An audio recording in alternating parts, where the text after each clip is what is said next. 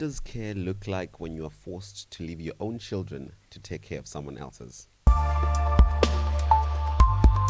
Welcome back to the Cinephile Studio, brought to you by Blank Space Visuals. My name is Tabang Mhlongo, and this is Clarence Wagantini. And today we're talking about we're doing a short film again. And if you are a lover of short film, please do, like, comment, share, subscribe, invite people to come and watch this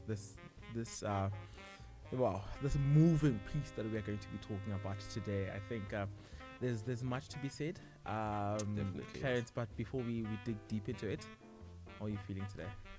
Yeah, I'm actually fine. I'm okay. You look good. Thank you. I was gonna say that watching this film You're made like an me. English professor. I'm a literary, Yeah. literary the gov. From Spud, yeah. But yeah, no, I'm alright. I can't complain. How are you? Okay, I'm well. You feel like you're tired. I'm Like, actually. I don't know if that's a compliment or that's it's a check-in. It's like it's I feel like I'm tired. No, I'm not tired. I did wake up at 3 a.m. I started my day at 3 a.m. So I'm not tired. I don't feel tired. Yeah, I guess I'm just good. The day keeps on going, man. Get there, it keeps on going. So, Yeah. yes, today's film, it's called uMama. It is a short film. It is available on the Omeleto channel. It's freely available, and it went around the world. It did well on like festival, the big festivals like was it San Francisco, your Toronto, all those big festivals.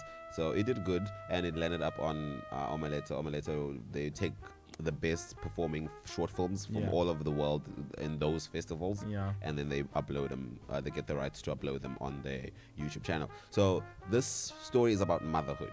Yes. And not just motherhood, but like I think the lifestyle of like the mammy figure. I think in the American culture they call it the mammy figure. We would have Mavis, the idea of a Mavis, or like a carer, basically a carer who works with a white family, taking care of the children, taking care of the household duties, taking care of all that. Mammy figure. The mammy figure, yes.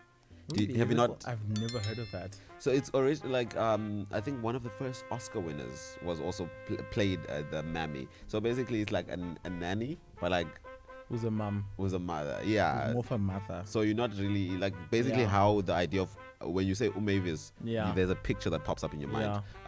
So that's basically the South African version of that, and it doesn't have to be always. I mean, it's been said in a very like it's a jokey type of way. It's a stereotype. It's like very lighthearted, but like when you look into the history of why that is the case, in South Africa, I mean, apartheid happened. Like what you call it, the Group Areas Act, all that stuff that forced them to come from all this like from far to work in the city, to work in the suburbs, taking care of like the women would take care of the children and do all these household chores. Is it chores? Basically run the entire house. And basically the question I asked, what does care look like because you're a care worker, when you have to leave your children at home to go take care of another family's children. And this is what we see in this movie. That's the subject matter they deal with. And it's short, but very impactful, very like straight to the point. It's very powerful. What's the definition of poignant? I don't know how to... But I want to use that. It's poignant. Is it poignant, whatever the pronunciation is. Poignant. Yes. So what were your first impressions of the film? Mom Connie Chiume, I mean, legend. Tabiso, loved him. The acting, okay, fine. But the first thing that popped into my mind when I watched this film was that I think we are doing this at such a very, I don't know, opportune time, or like because what's happening now is that oh my gosh, my news is running away from me. Find the words. But no, it's not necessarily the words, but it's like So people have been saying like there's been a talk. People have been going to court, somebody or whatever, but like so that domestic workers can be paid a little bit more, not even a little bit more, but a whole lot more. And then they can also be registered with the Department of Labor so that they can. So that the employers must contribute to the pension fund. Yes, and all of that. So I think because there's a lot of like gray area on like the payment of like domestic workers. It's like not really something that's formal. I mean, in some cases, yes, it's very formal. Formalize but like there's a lot of like, oh no, we'll just pay you this and we'll buy you groceries. We'll do there's those little things that are done not like formally or like under the carpet type of thing, and it's not like a bad thing, but like it's not, there's no formal structure to facilitate all that. Firstly, there isn't, I think the fact that there isn't necessarily a written contract or like a contract where we, besides, I mean, I guess it's verbal, but like there's no written contract where I'm saying to you that we are going to this is how we are going to have this work relationship, right? And then also the power dynamics. You're white, I'm black. If we go to the police or to the department, they're automatically going to take my side because number one, you have more resources, but also you're white. So there's that also, and then comes into this topic. But I think in this day and age, the topic of employers contributing to the pension fund, because now the mammies are not just working for white families, they're also working for black families. It's a different ball game now. It's a different ball game, and there's laws in place that regulate employment, right? So I thought, my mind instantly went into that, and I thought this is such a powerful movie, and I think it speaks to very much the need for employers to actually recognize the work that is being contributed by domestic workers, and they must recognize that by paying them fairly. Because they are taken away from their homes literally for like majority of the time. Like let's say in a 7-day week, it will be like 6 out of the 7 days, or even 7 days out of the entire. Even with uMama, not uMama, like in the story. Yeah. What's Connie's Sbongile? I think Sbongile's friend. I forgot her name. Sbongile's friend. She works. Yes, I remember that scene in the taxi. Yes, she says like, I'm not gonna come over the week. I'm not gonna come back during this weekend. I'm only gonna come back on Sunday. So it's flexible. Sometimes you're working the entire week. Sometimes you're just working 5 days. But it all it's all dependent on your employer and what are your employer's needs, right? And with that, Mam Connie, when her character asks, so I don't want to go into full depth like the storyline here. But like basically in that scene of like wanting to go to celebrate her son's award, she had asked for permission, like, please today can I get an earlier knock off, or can I go home today and go celebrate his win quickly and then come back and take care of your child. And then she made a promise to the white lady's child, like, I'm gonna come to your performance, your little play, and we know this thing in terms of children. I think showing up is like one of the biggest things. Like just being present is like, that was the biggest. Like looking at the relationship between Mam Connie's character. I don't know what was this character's name again. Spongile. Oh, Spongile. Wow. Okay, cool. So like looking at Spongile's character and the relationship that they have with the son. Yeah. It's like, yes, she's trying her best to provide. He sees that, but like they have a fight, and then he's like, I just wanted you to be there. Like that's all I wanted was to be there. And I think like we saw that idea of like being present shown in there. Like she's very present for the other ladies, her boss's child, basically. Even the performance after the son's death, she's there. Because we see the empty chair, and it's like, oh, like, you know, the child's face just drops. Like, oh no, she couldn't make it. Like, but like as soon as she comes in, it's like, okay, now the show can start. Now I can do whatever that I want to do. But like, just goes to show that the idea of like being present is like so much more than trying. I think there was I think it was in my second year of studies of undergrad where we did in sociology, where we were talking about domestic workers, and my point. But we're talking about domestic workers and all of this payment stuff and then it was whether or not should mothers, like housewives, should they be paid? But because we're also looking at like, when you say housewife, what do you mean? Wait. We're looking at how how domestic workers work. So they basically run the house, but even though they don't do the paying the bills and stuff like that, but they still do like extensive labor, especially in these like white and rich households, right? So we're looking at that, and then we're thinking about how should then housewives be paid, or should they be compensated for the work that they do? And we're looking at mothers, because housewives, like mothers, like if they are not employed, all they do is work. And one of the case studies we're looking at was 1950 something, where the father is employed in the mines, and he of course leaves and stuff like that, and then the mother stays home, basically takes care of everything, and then whatever money that the dad sends back, she uses to run the household. The household.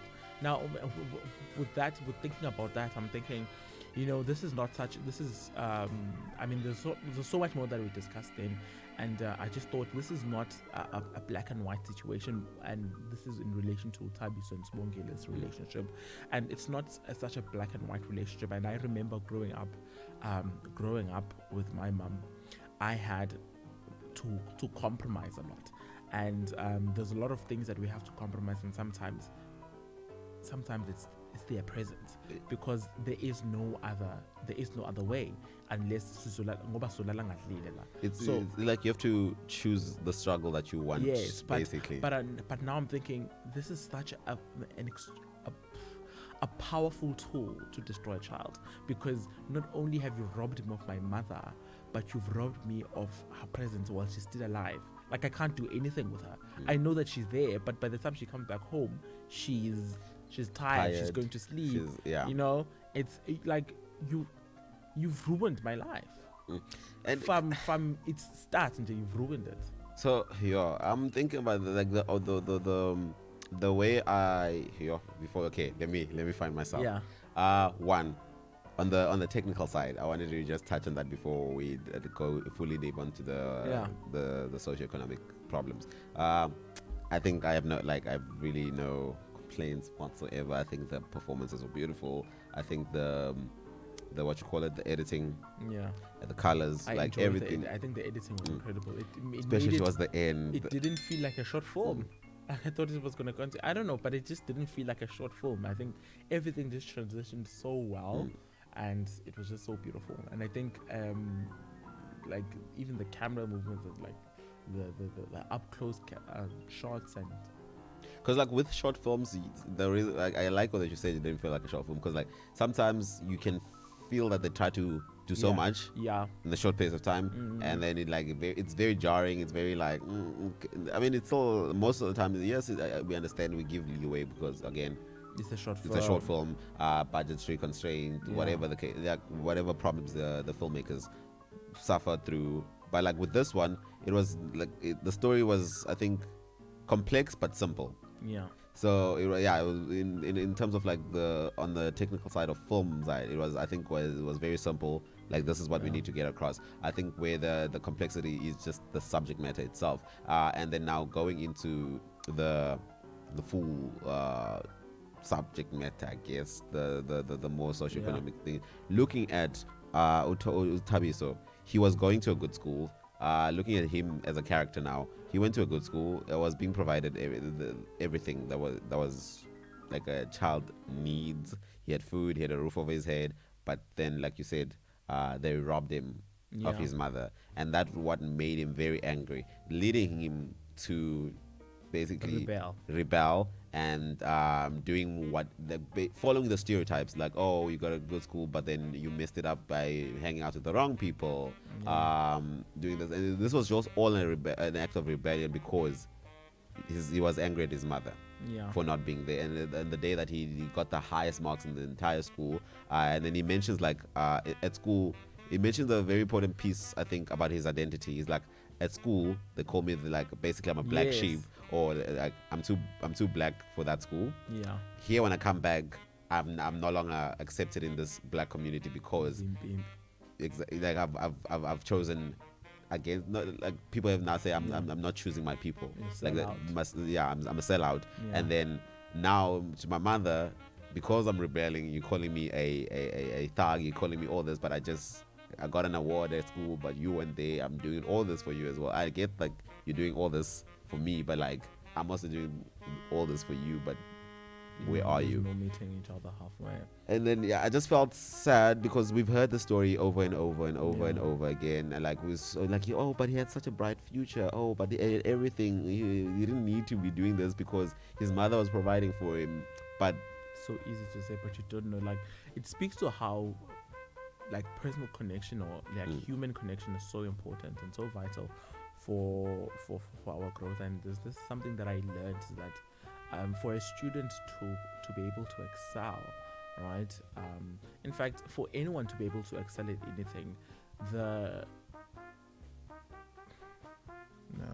what is this point?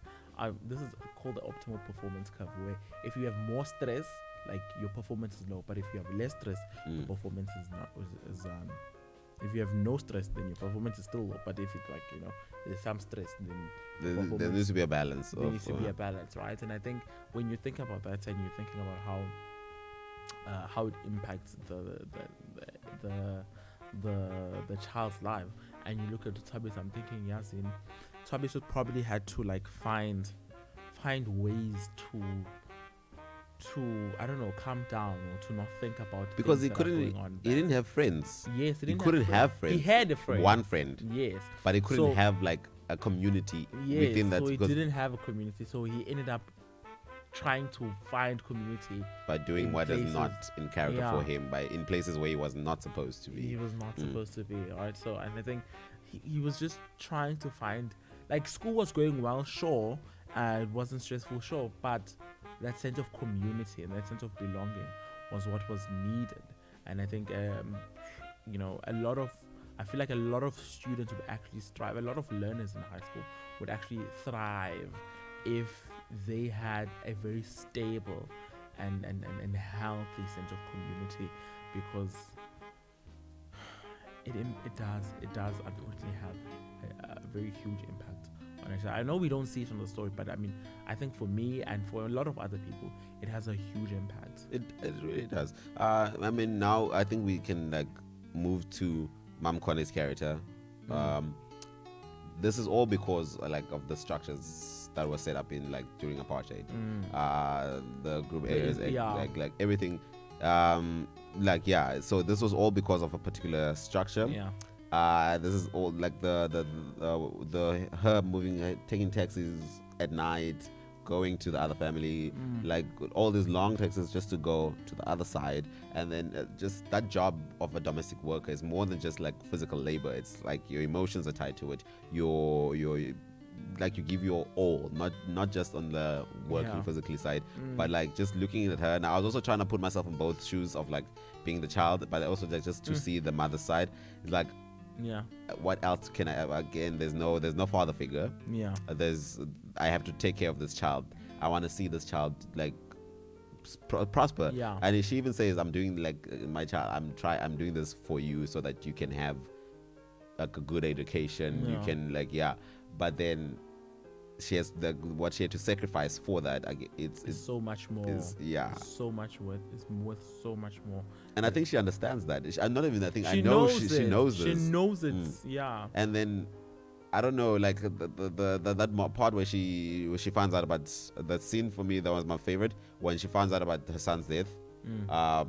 And she like she lifts up the white child. Like she goes to the work, she goes back to work, but then it's intercut into each other, where she's lifting up her body of the lifeless body of her own child, and it's what juxtaposed. Lifting up, she's laying it down, and while but then it's cut to her holding the sleeping baby by her boss's place. They're both sleeping. What film were you watching? Because it starts off with her laying the white baby down. No, she lifts him up. Yes. She lifts him up and then she goes over to that the window, crib thing, and then she, as she's laying the baby boy down, and then it cuts off to the mortuary yes, when she's putting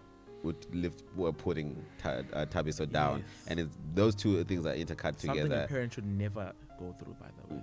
That's why I thought maybe she was gonna disappoint that But girl. she didn't. That she didn't, and I was like, the strength that she had to do to carry herself. Like, okay, like you had every justification not to be able to be there. Like they gave her. I don't think the mother, or the biological mother of that little girl, like would have found any fault in her if she didn't make it, or she couldn't come. She was kind.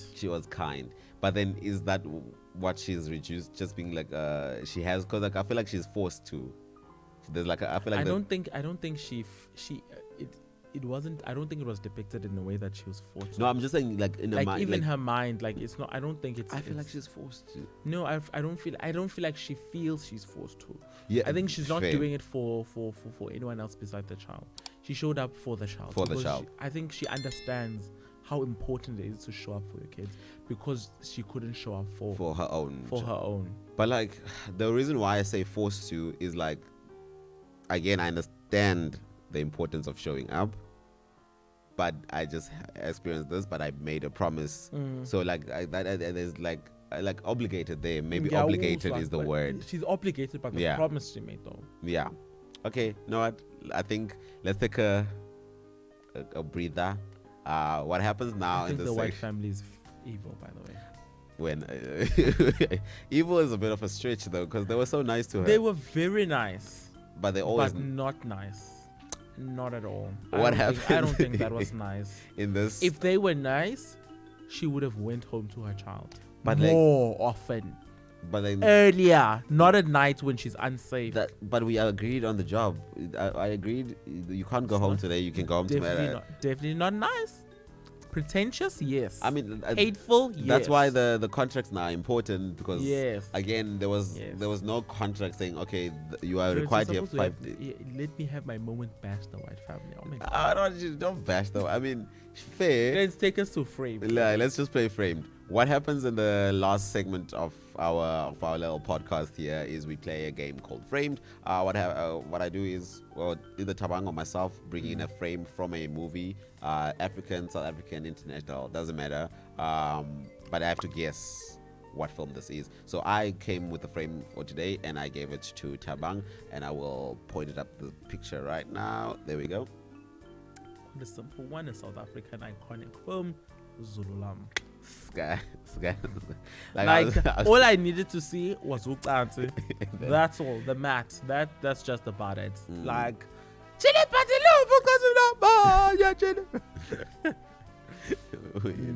I'll never forget.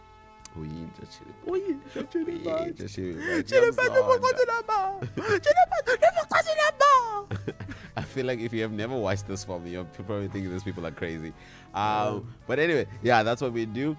Very simple. Tabang didn't even give you guys a chance to play with in the comment section. Yeah, guys, I think everyone should have got this. If you didn't guess this, then like, are you even South African? What are you doing? Like, it's a classic, and I think we should do it one day. We should do it as an episode. We will definitely. We will.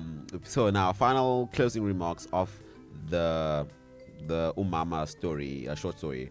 I think I'll just say I don't think I'll ever understand. I'll ever understand fully what those decisions take.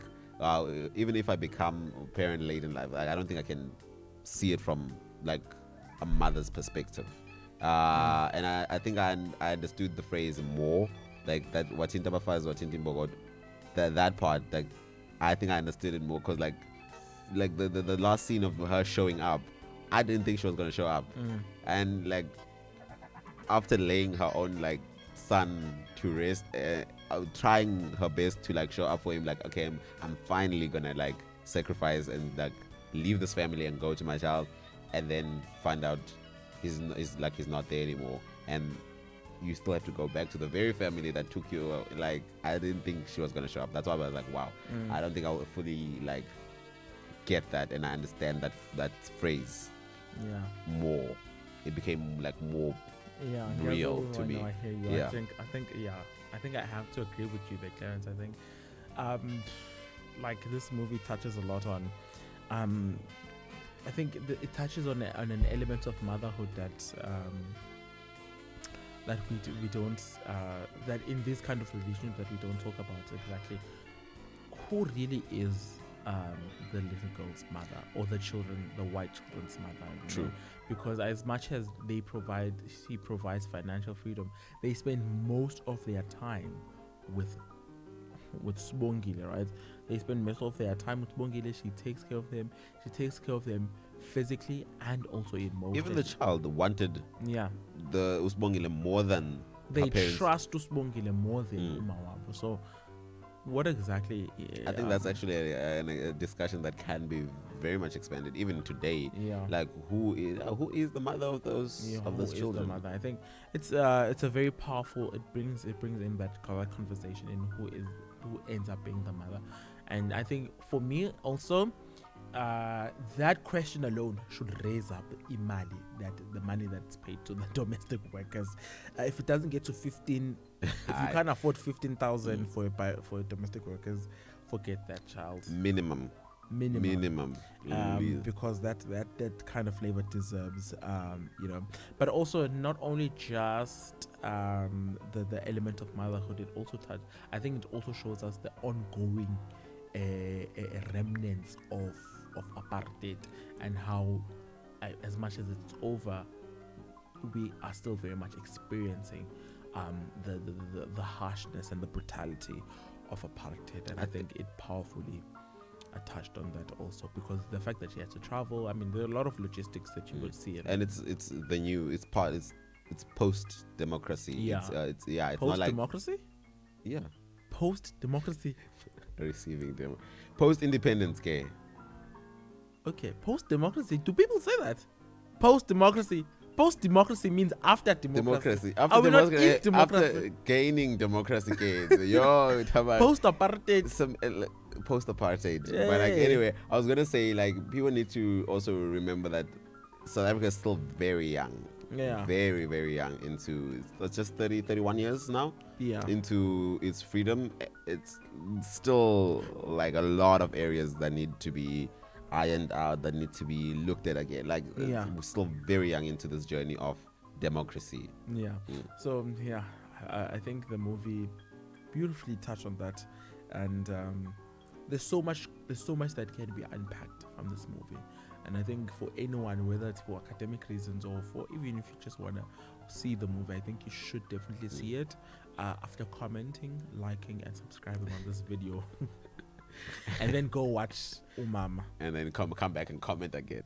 Happy belated Mother's Day. By the way.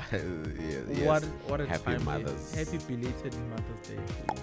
But anyway, guys, we'll see you again next week, same time, same place, right here on the channel.